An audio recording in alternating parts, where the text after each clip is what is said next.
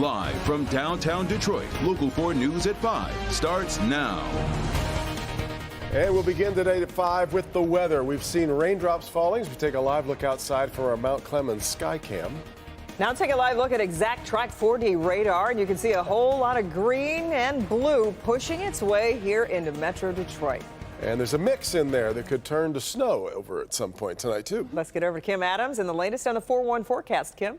Well, that changeover should happen after the evening commute, and this is very, very light precipitation. This is not a major snowstorm or anything like that, so you don't have to worry through your evening commute. But the roads are wet, and we're watching the temperatures very closely because that changeover will take place over the next several hours. So let's do a little zooming in here with Exact Track 4D radar. Rain right now in Warren, Sterling Heights, a few sprinkles there. Rochester and Troy will go a little further out to the west, and you can see the changeover happens right around Lansing and Mason. Now earlier there were a couple of light snow showers in Howell that has changed back over to rain as temperatures have remained above freezing. But there's a little bit of snow on the backside of this area of low pressure, so later on this evening we could see just some very light snow total up on the grassy areas. Temperatures right now though are above freezing. We'll talk about your weekend forecast and the chance for a little sunshine, but you can always take us with you anywhere you go with the latest updates on the forecast by downloading the free Forewarn Weather app.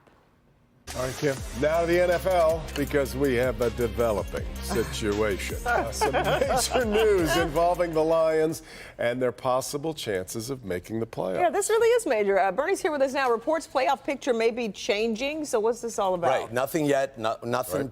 Right. The league confirmed. Thank you. The league cannot figure out how to make up that Bills-Bengals game from this past Monday. According to Pro Football Talk and Mike Florio, one of the considerations on the table is adding an eighth team to the playoff mix in each conference. So, for example, if the Seahawks win on Sunday and the Lions beat the Packers, the Lions would be in, no matter what. The Lions win on Sunday, they make the playoffs if there's an 8-team format. We've got highlights of the Lions in Allen Park today, continuing preps for the Packers at Lambeau Field on Sunday night.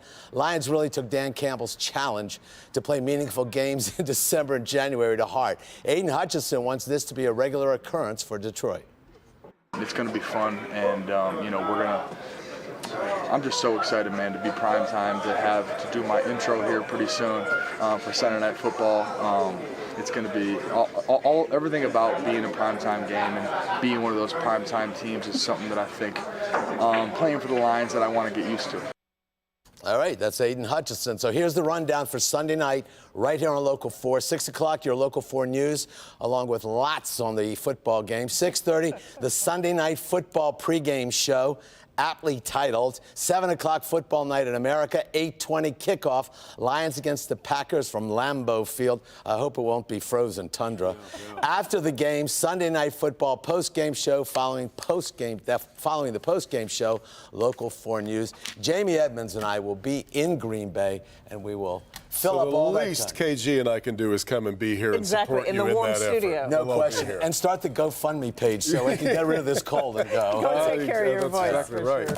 Well, our other top story here at 5, this incredibly encouraging news today on the progress Demar Hamlin has made since his cardiac arrest during that Monday night football game. In a news conference, his doctors announced he is now completely awake and responsive to questions. And according to hospital staff, one of the first things he wrote was, "Who won the game?" Let's bring in Dr. Frank McGeorge for some insight into his prognosis. This is incredible. Yeah, it definitely is. You know, it's something, though, that we don't see as often as we'd like to be honest with you. You know, basically, you have to keep in mind, he still needs to come off the ventilator, and he is still essentially intubated and is going to need further evaluation done. But the fact that his brain function appears to be really good is critical. And the biggest reason for that is threefold. First, there was immediate recognition that he was in cardiac arrest. Second, there was immediate high-quality CPR given. And third, there was a rapid use of the automated external defibrillator. And if there's any lesson for the general public from this, if you have a player collapse suddenly, whether they took a hit to the chest or not, you need to consider cardiac arrest and really begin that chain of recognition, starting CPR, calling 911, getting access to an automated external defibrillator, and basically, hopefully, that will change someone's life. The key is you have to know where those AEDs are. Exactly. Sure. I don't know how many stories we've done in the last year on the AED, but if this isn't the best commercial for how important they are, and what a life-saving device they can be, I don't know what is. Yeah. Absolutely. I mean, CPR and an AED are really what made the difference in this case and are really going to tell the tale of his prognosis. Yeah, really remarkable. Okay. One more top story tonight. It's a busy news day around here. Senator Debbie Stabenow says it's time to pass the torch. Senator from Michigan has spent more than 2 decades in her seat, rising to the number 3 Democrat in Senate leadership. Christy McDonald here now. Christy, her decision to leave is going to leave a huge void come 2025. Oh, absolutely. Yeah. This is a big void, Kimberly and Devin. Debbie Stabenow is a powerful voice in the Senate. She has been in public service in Michigan for over 40 years, and at 72 years old, while her record is being celebrated, both Republicans and Democrats in Michigan are now eyeing an open Senate seat. I think it's a good time to pass the torch to the next generation. It's a big decision and impacts a lot of people. It's a relief. I feel very confident that this is the right thing for me and for my family. The news that Senator Debbie Stabenow is not running in 2024 has opened the political floodgates here in Michigan.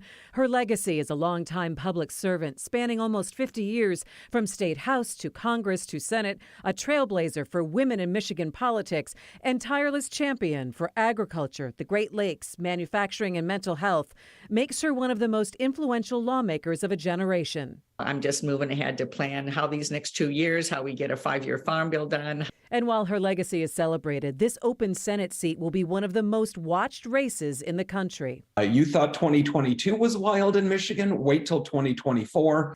WDIV pollster and political analyst Richard Zuba says look for Democrats to line up quickly.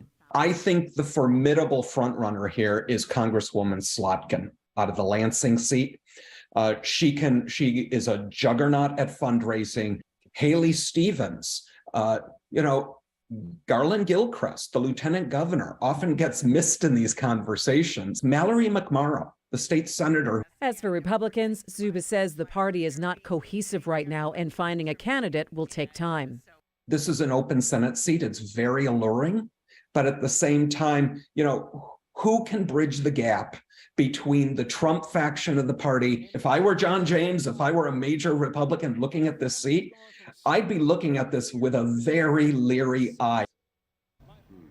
While the political backroom conversations are happening, many colleagues are extending their best to Stabenow, from Governor Whitmer, who's made a point saying that she will be serving as governor for the next 4 years, to her fellow Senator Gary Peters, to Mayor Mike Duggan, and so many more. Mayor Duggan also saying he's not interested in running, but boy, it's going to be a free-for-all. It sure is. Yeah. Thanks, Christy. Okay. All right, some breaking news you get to now from Washington, where Kevin McCarthy has lost a 9th bid for House Speaker, and now a 10th attempt is getting started. You're looking live at the House floor right now. It's been extraordinary stuff. Republicans remain deadlocked for now a 3rd day, despite several key concessions made by McCarthy overnight. Alice Barr has more from Washington. Good evening. We're hearing a lot more open frustration today from the 90% of House Republicans who want to see Kevin McCarthy installed as Speaker, with members in both parties impatient to move on to the people's business. The call to order on the House floor today taking on new urgency on day 3 of disorder and dysfunction among House Republicans, divided over who should be their Speaker. Republican leader Kevin McCarthy offering substantial concessions overnight aimed at winning over an entrenched group of far-right members, blocking him from the top leadership role. I am a no on Kevin. We're just going to keep working until we solve it. Representative McCarthy agreeing to a new rule allowing just one member to call for a vote to remove the Speaker at any time, and offering the holdouts control of prime committee seats. McCarthy has the backing of 90% of GOP members, and frustrations are growing. There's 200 of us that support Kevin. There's a couple dozen or less who don't. We're not going to be ruled by them. Until they pick a Speaker, the Republican-controlled House cannot vote on any other business for the American people. They want a government that works and doesn't embarrass them, and we are failing on both missions. That must change today. One of the biggest issues Republicans want to address, immigration. President Biden today announcing plans to increase legal channels for migrants to claim asylum in the U.S., while cracking down on illegal immigration with increased border security. We have a patchwork system that simply doesn't work as it should. The president now set to visit the border in El Paso, Texas on Sunday, as House Republicans look for ways to cross the divide within their own party. The longer this drags out, there are growing concerns about national security, with House members not yet sworn in and unable to access classified intelligence.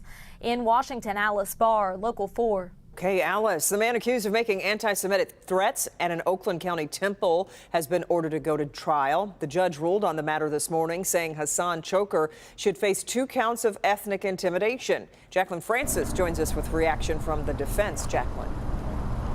As you said, Hassan Krack will stand trial. He's accused of making an anti-Semitic rant outside of a Jewish temple. And while the court calls this ethnic intimidation, the defense sees it as freedom of speech. From his jail cell, Hassan Krack appeared in court today via Zoom.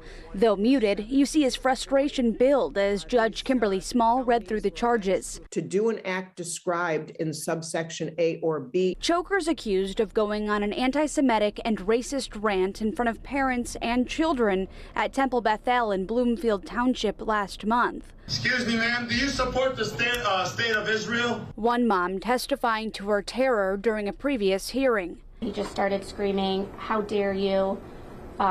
You're doomed. You'll pay for this." After watching the videos, Judge Small determined there was enough evidence to move forward with the 2 ethnic intimidation charges, saying his behavior showed clear intent to intimidate. The time, the place, and the manner of his speech, his tone, his chosen victims.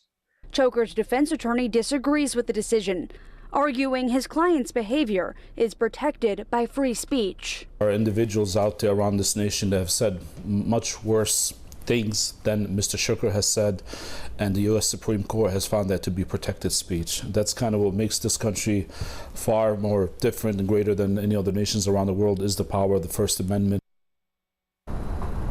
The defense does plan to appeal this decision. In the meantime, Krack remains behind bars, held on $1 million bond. Reporting live, Jacqueline Francis, Local 4. Okay, Jacqueline, thank you.